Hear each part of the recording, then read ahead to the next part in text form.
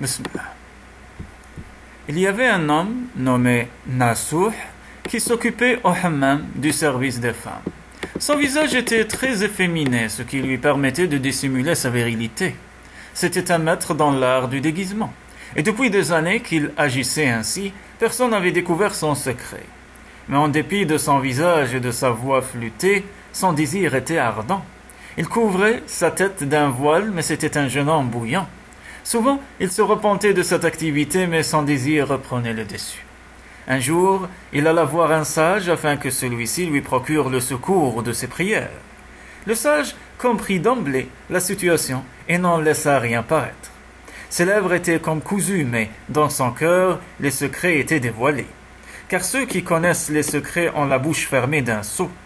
Ainsi, avec un léger sourire, il dit au jeune homme : « Que Dieu te fasse repentir de ce que tu sais. » Cette prière traversa les 7 cieux et fut agréée car les prières de ce cheikh étaient différentes des autres. Dieu créa donc un prétexte pour tirer Nasuh de la situation dans laquelle il s'était mis. Un jour, alors que Nasuh remplissait une bassine d'eau, la fille du sultan égara une perle. C'était l'un des joyaux qui ornaient ses boucles d'oreilles.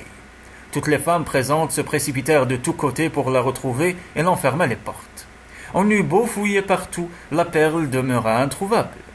Pour ne rien négliger, il fut décidé d'inspecter les personnes présentes, de regarder dans leurs bouches, leurs oreilles dans tous les trous et fentes. On ordonna à chacune de se dévêtir pour être fouillée. Nasuh, retiré dans un coin, le visage pâle, manquait s'évanouir de peur. Il pensait à la mort et son corps tremblait comme une feuille. Il se disait : « Oh mon Dieu, j'ai beaucoup péché.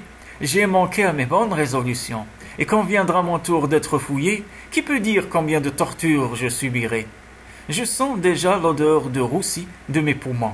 Ah, je ne souhaite à personne, fût-il infidèle, de connaître pareille passe. Plût au ciel que ma mère ne m'eût pas enfanté, ou qu'un lion m'eût dévoré. Oh mon Dieu, je me confie en ta miséricorde.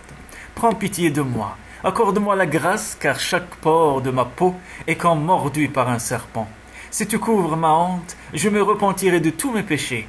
Accepte encore une fois mon repentir, et si je n'honore pas cette promesse, fais de moi ce que tu voudras. » Tandis qu'il marmonnait ainsi, Nasuh entendit quelqu'un dire : « On a fouillé presque tout le monde, mais où est donc passée Nasuh ? Qu'elle vienne afin de subir elle aussi la fouille. » En entendant cela, Nasuh s'écroula comme un mur qui s'effondre. Sa raison l'abandonna, il demeura au sol inanimé.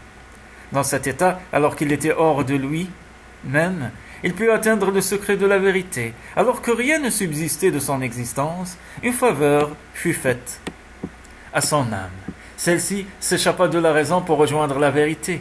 Ce fut alors que déferla la vague de la miséricorde.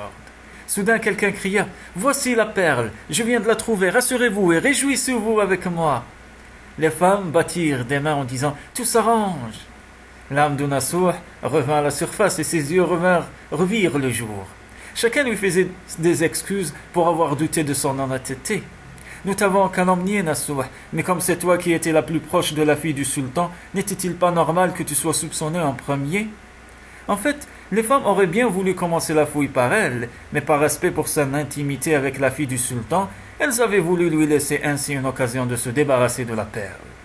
Tandis qu'elle faisait amende honorable, Nasuh disait : « Ne vous excusez pas, je suis coupable et ma culpabilité dépasse la vôtre.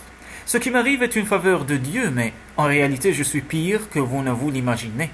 Tout ce que vous avez pu dire à mon sujet n'est pas le centième de mes péchés. Qui croit connaître mes fautes n'en sait en fait qu'une infime partie.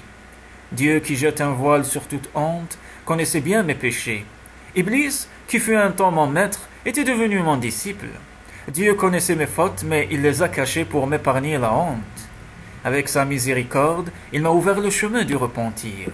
Même si chacun de mes poils devenait une langue, cela ne suffirait pas pour exprimer ma gratitude. Quelque temps après, quelqu'un vint le voir de la part de la fille du sultan pour l'inviter à accomplir son service au hammam. Elle ne voulait, lui dit-on, être servie que par elle. Nasuh répondit : « Va, je suis sorti de cette impasse, dis que Nasuh est malade. » Et il se disait : « Je suis mort et ressuscité. Cet instant de peur que j'ai vécu est inoubliable. Après un tel avertissement, seul un âne persévérait dans l'erreur.